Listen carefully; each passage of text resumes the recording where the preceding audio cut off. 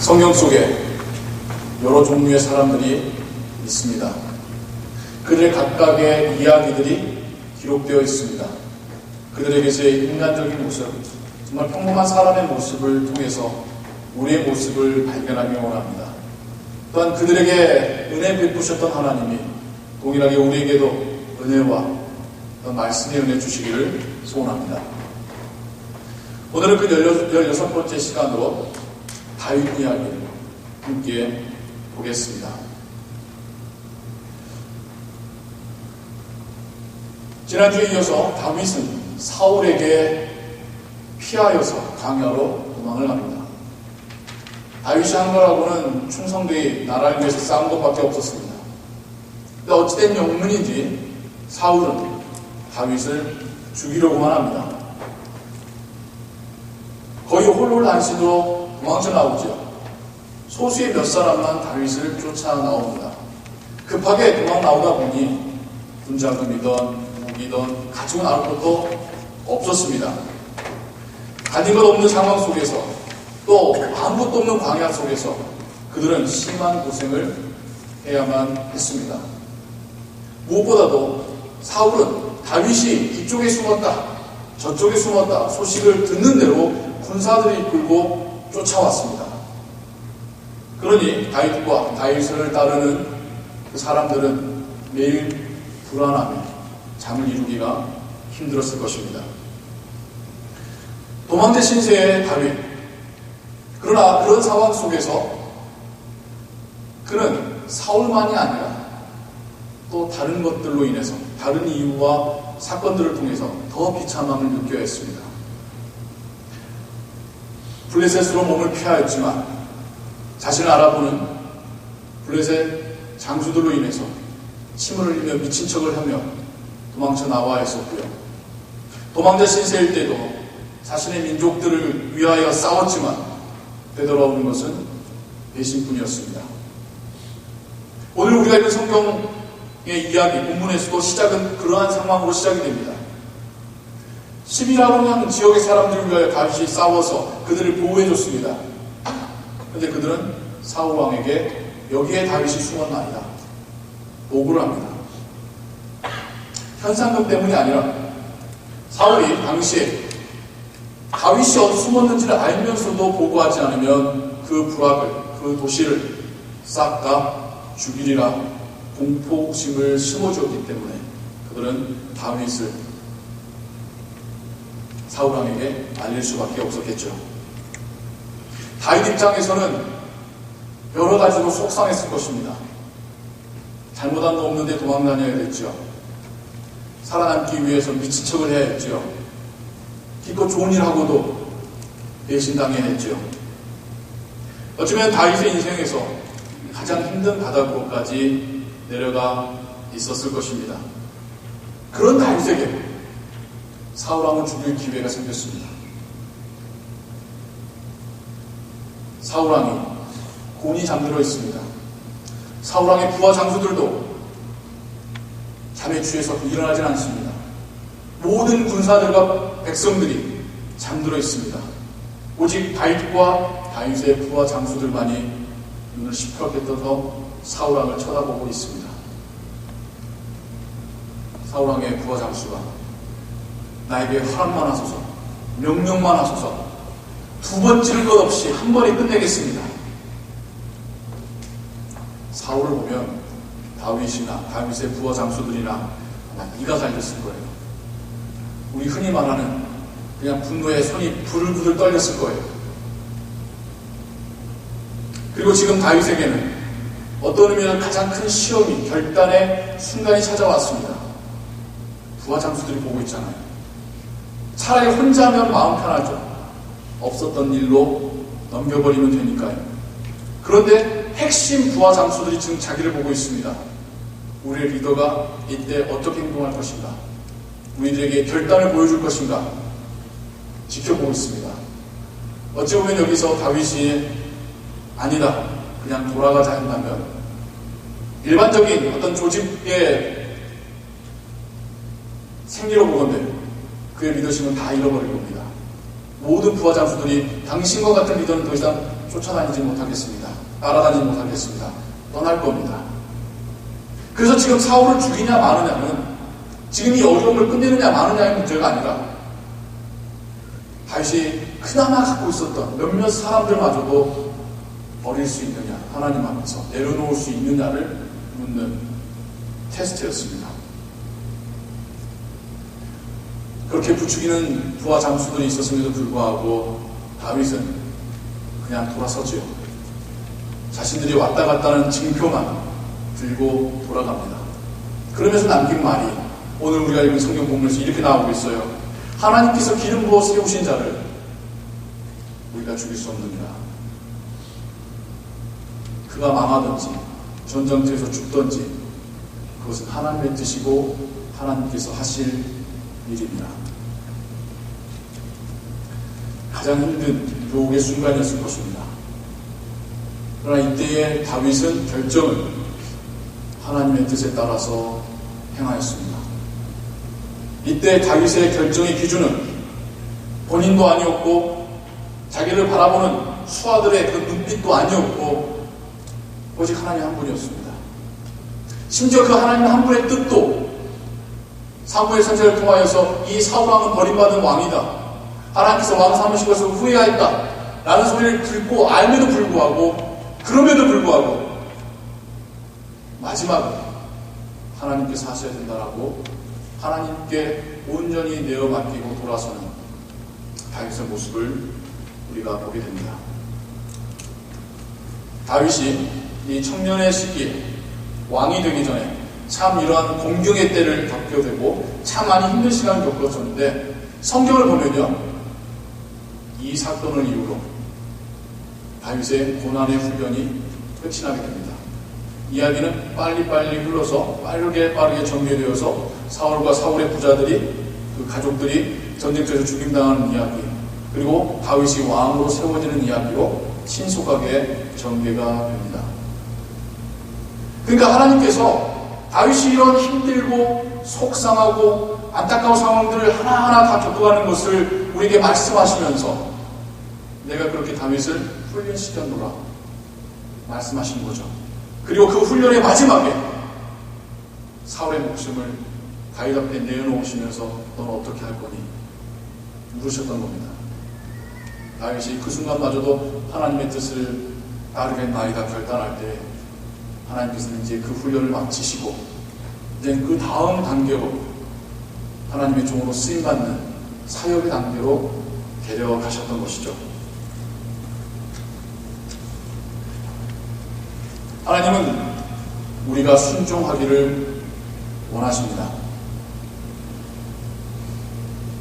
특별히 오늘날의 크리스찬들은 순종이라는 단어를 알지만 순종의 의미를 잘 모르시는 것 같아요.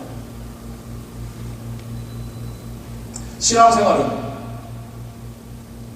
내가 가는 그 길을 하나님께서 제초 작업해 주시고 내게 필요한 것을 하나님께서 채우시는 기복적인 신앙이 아닙니다. 세상에 많은 종교가 그렇게 자신들의 신을 믿지요. 우리 하나님은 그런 하나님이 아니시고 한 번도 그런 하나님이 되겠다고 말씀하신 적도 없습니다. 우리 하나님은 우리에게 명령하시고 우리가 그 길을 걸어가라 말씀하십니다. 걸어갈 때 힘든 일도 있을 것이고 하나님께서 역사하실 일도 있겠지만 중요한 것은 하나님이 주인이시고 우리는 따르는 자라는 이 관계입니다. 이 관계 속에서 하나님께서 얼마만큼을 채워주실지 얼마만큼 역사하실지는 하나님의 뜻입니다. 그 길을 의기양양하며 승리하며 걸어갈 수도 있겠지만 힘들게 걸어갈 수도 있습니다.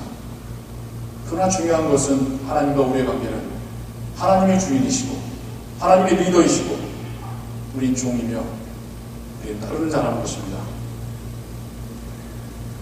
내가 하고자 하는 것을 하나님 인정해 주시고 축복해 달라는 기도가 아니라 하나님께서 나를 사용하시옵소서, 하나님께서 보내시는 곳으로 가겠나이다. 그게 우리의 기도여야 합니다. 그런데 우리는 참 그렇게 기도하기가 힘들죠. 저부터도 기도하다 보면 저에게, 우리 가정에게, 우리의 사역에 필요한 것들 하나님께 나열해 놓기에 바빠요. 한참 그러다 보면 제 마음에 드는 생각이 지금 내가 뭐하고 있지? 상점에 와서 필요한 물건 고르는 것 같은 그런 기도하고 있는 제 자신을 보게 됩니다. 그때 정신없이 했던 그 기도들이 멈춰지며 제 마음 가운데 고요해지는 걸 느껴요. 다시 하나님께 집중하며 하나님은 무엇을 원하십니까? 하나님, 제가 어떻게 하길 원하십니까? 별말 아니지만 이렇게 묻는 순간 제 마음이 잔잔해집니다. 우리가 바쁘게 살아가다 보니까 신앙생활도 너무 바쁘게 정신없이 할 때가 많습니다. 어느 순간 내가 바쁘게 달려가고 있고 하나님 빨리 오세요. 왜 이렇게 늦게 오시는 거예요? 우리가 그렇게 신앙생활하기가 너무 쉽습니다. 멈춰서서 하나님 이 길 가라고 하신 거 맞나요? 물어보는 그런 시간들이 우리에게 필요합니다. 그게 이렇게 우리 함께하는 예배 시간일 수도 있고요. 여러분의 삶 속에서 묵상하며 기도하는 시간일 수도 있습니다. 그런 이런 시간들이 필요합니다. 이런 시간들이 없으면 우리는 엉뚱한 길로 가는 신앙생활 하게 될 수 있습니다. 순종은 하나님이 믿겨져야 할 수 있는 게 순종이죠. 다윗은 하나님이 믿겨졌기 때문에 그 순간에도 다 자고 있는 순간에도 하나님이 깨어있다는 것을 알았기 때문에 그 손에 피를 묻히지 않을 수 있었습니다. 우리의 순종도 마찬가지입니다.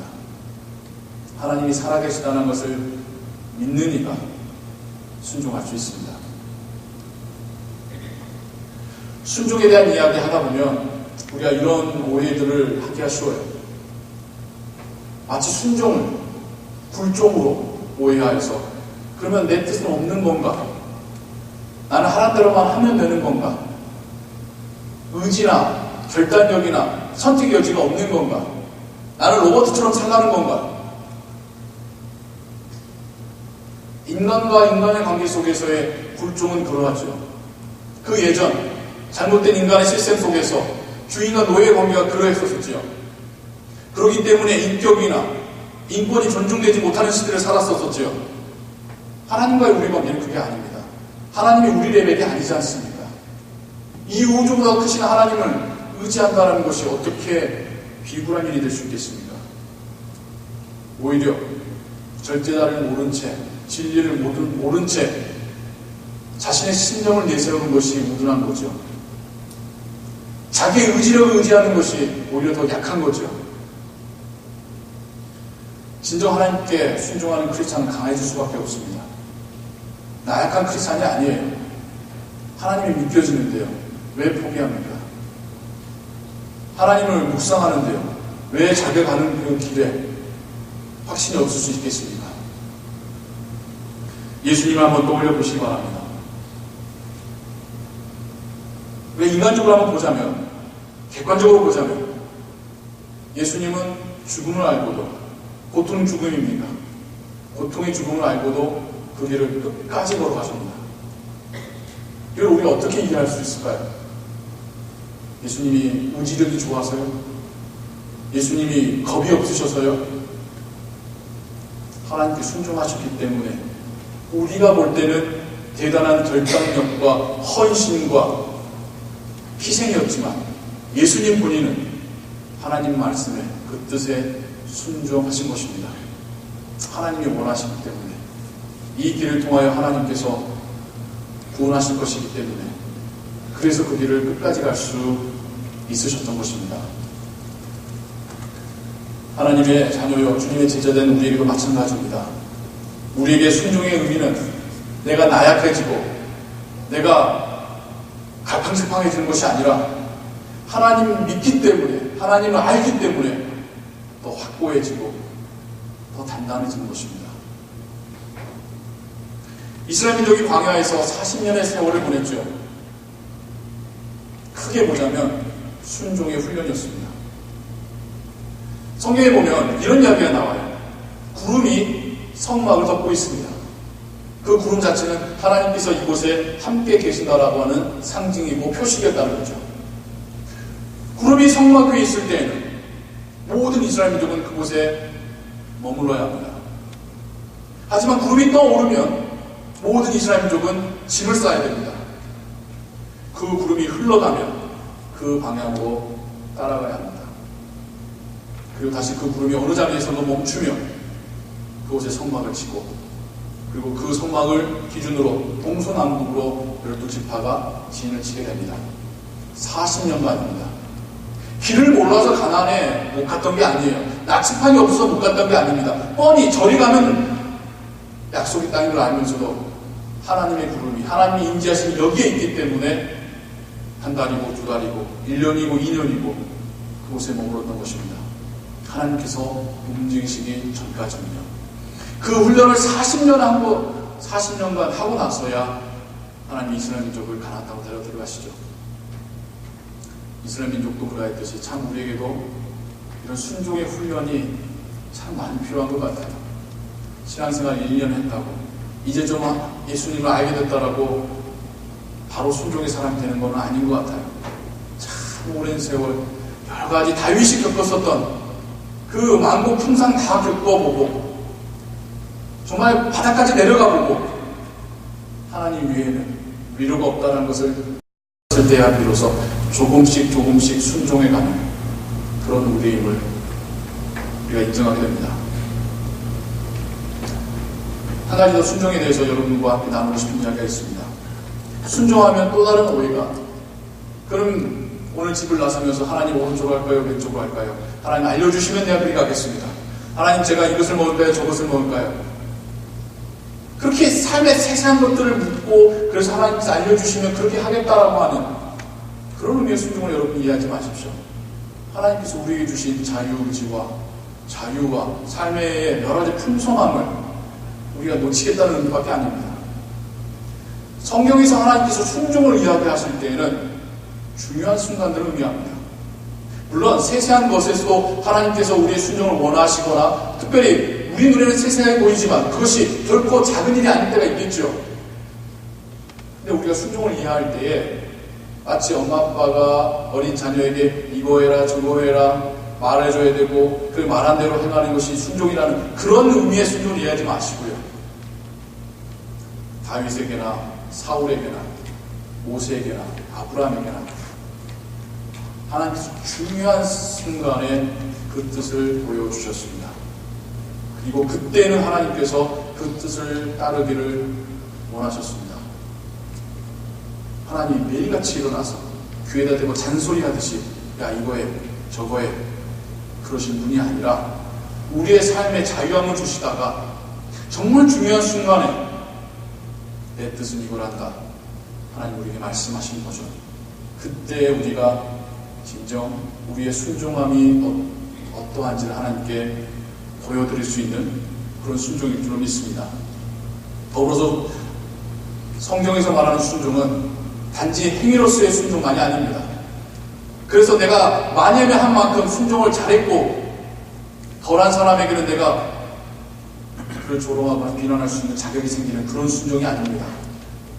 나의 존재 자체가 주님의 모습을 닮아가는 순종이 우리에게 필요합니다.